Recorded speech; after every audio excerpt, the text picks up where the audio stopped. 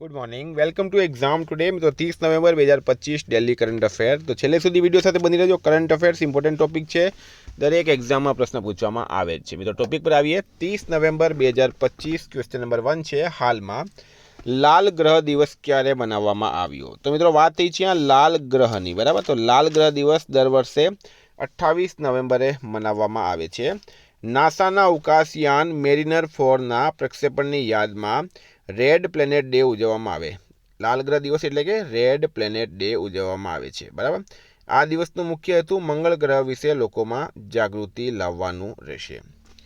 Second number છે, હાલમાં IMF દ્વારા નાણાકીય વર્ષ 2025-26 માટે જીડીપી વૃદ્ધિ દરના કેટલા ટકાનો અંદાજ મૂકવામાં આવ્યો છે? તો રાઈટ આન્સર છે મિત્રો 6.6%. આઈએમએફનું પૂરું નામ છે ઇન્ટરનેશનલ મોનેટરી ફંડ. ભારતની આર્થિક ગતિએ વિશ્વભરના નિરીક્ષકોને સતત પ્રભાવિત કર્યા છે. આંતરરાષ્ટ્રીય નાણાકીય ભંડોળ એ નાણાકીય વર્ષ 2025-26 માટે ભારતનો જીડીપી વૃદ્ધિ દર 6.6% રહેવાનો અંદાજ મૂક્યો છે. સ્ટાર માર્ક કરજો, વેરી વેરી ઇમ્પોર્ટન્ટ. હાલમાં ભારતીય ક્રિકેટ ટીમના ઓફિશિયલ કલર પાર્ટનર કોણ બન્યા છે? તો પ્રશ્ન છે, ઇન્ડિયન ક્રિકેટ ટીમના ઓફિશિયલ કલર પાર્ટનર કોણ બન્યા? રાઈટ આન્સર છે મિત્રો આમાં એશિયન પેઇન્ટ્સ. કોણ બન્યા છે? એશિયન પેઇન્ટ્સ રાઈટ આન્સર છે. ભારતના અગ્રણી પેઇન્ટ અને ડેકોર બ્રાન્ડ એશિયન પેઇન્ટ્સે બીસીસીઆઈ સાથે એક મોટો કરાર કર્યો છે. એશિયન પેઇન્ટ્સ હવે આગામી 3 વર્ષ માટે બોર્ડના સત્તાવાર કલર પાર્ટનર તરીકે સેવા આપશે. આ કરાર ભારતમાં રમાતી તમામ પુરુષો, મહિલા અને સ્થાનિક ક્રિકેટ મેચોમાં 110થી વધુ મેચોને આવરી લેશે. 4 નંબર છે, ગુજરાતના કયા શહેરમાં ઈસરોનું અર્થ સ્ટેશન બનશે? તો મિત્રો ઈસરોનું પૂરું નામ છે ઇન્ડિયન સ્પેસ રિસર્ચ ઓર્ગેનાઇઝેશન અને જામખંભાળિયા, ગુજરાતનું જામખંભાળિયા ખાતે ઈસરોનું અર્થ સ્ટેશન બનાવવામાં આવશે. મિત્રો સ્થળ છે જામખંભાળિયા નજીક વંતાવાડ. ક્યાં? વંતાવાડ, હર્ષદપુર વિસ્તારમાં બનશે. જમીન ફાળવણી રાજ્ય સરકાર દ્વારા આશરે 25 એકર જમીન આપવામાં આવી છે. અંદાજિત ખર્ચની વાત કરીએ તો આ પ્રોજેક્ટ પાછળ આશરે ₹100 કરોડનો ખર્ચો થશે. વિદ્યાર્થી મિત્રો, એલઆરડી પીએસઆઈની પરીક્ષાઓ જાહેર કરી દેવામાં આવી છે. સાથે GPSC, SSC, MTS class 4 exam ટુડેનું મિત્રો લેટેસ્ટ એક વર્ષનું કરંટ અફેર્સ, જેમાં તમને ઓલિમ્પિક, પેરાઓલિમ્પિક, કોવિડ, આઈપીએલ, જીઆઈટેક, બદલાના વર્તમાન પદાધિકારી, પુસ્તક લેખક, company CEO, brand ambassador, award GK, sport GK, G20 summit, T20 World Cup, FIFA World Cup, election GK, Ayodhya GK, budget, Champions Trophy, IPL, Padma awards, આવી રીતના ટોપિક વાઇઝ કરંટ અફેર્સની PDF, છેલ્લા એક વર્ષની લેટેસ્ટ મંથલી કરંટ અફેર્સની PDF, 10,000થી વધારે પ્રશ્નો, India, Gujarat, international લેવલનું પૂરું કરંટ અફેર. તો પીડીએફ માટે માત્ર ₹200, ખાલી ₹200. 9510411961 પર ગૂગલ પે, ફોનપે, પેટીએમ કંઈ પણ કરો, સ્ક્રીનશોટ મોકલી આપો. 2 મિનિટમાં પીડીએફ મળી જશે. તમામ પરીક્ષાઓમાં 100% કરંટ અફેર આપણું પૂછાય છે. કોઈને ડેમો પીડીએફ જોઈતી હોય, કોઈને સબૂત જોવા છે, તો પણ આ નંબર પર મેસેજ કરો. હાલમાં કુમારી કમલાનું 91 વર્ષની ઉંમરે નિધન થયું છે. તેઓ કોણ હતી?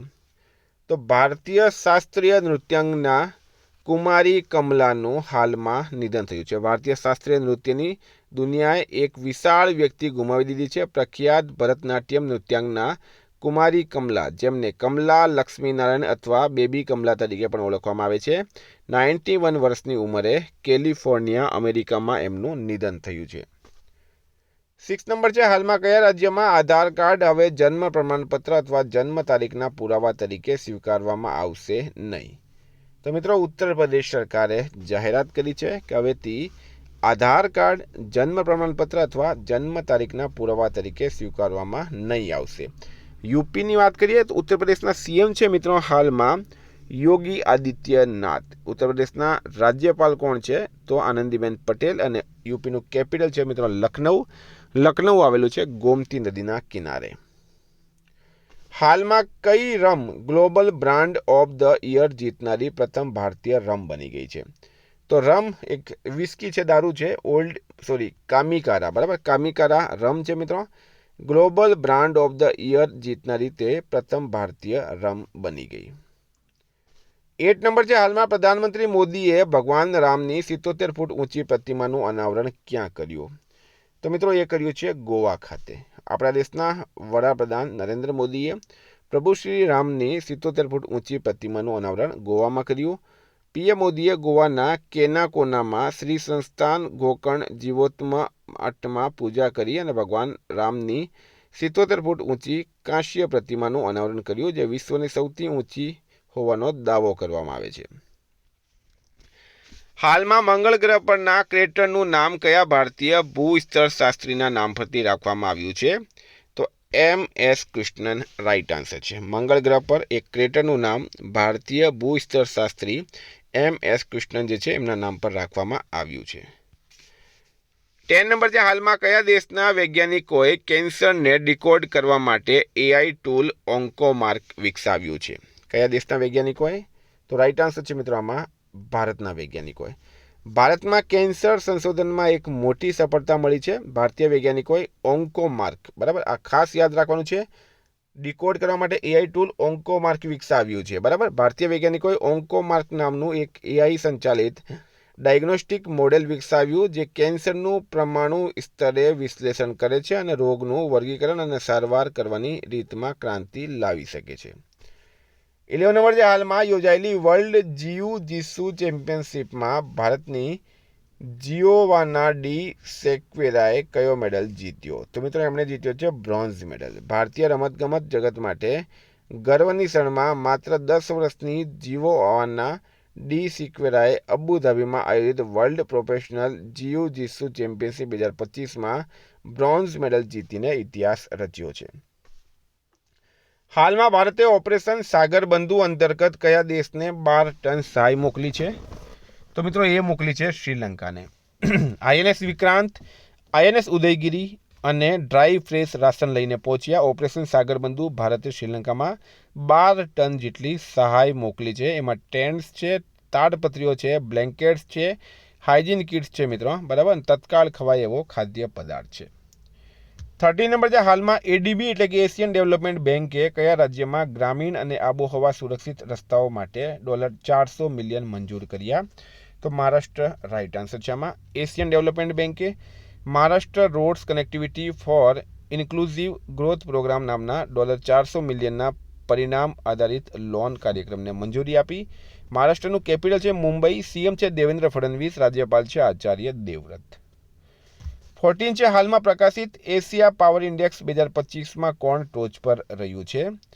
તો મિત્રો ઓસ્ટ્રેલિયા સ્થિત લોવી ઇન્સ્ટિટ્યૂટ દ્વારા જાહેર કરાયેલા એશિયા પાવર ઇન્ડેક્સ 2025માં ભારત જે છે એ 3જા સ્થાને છે.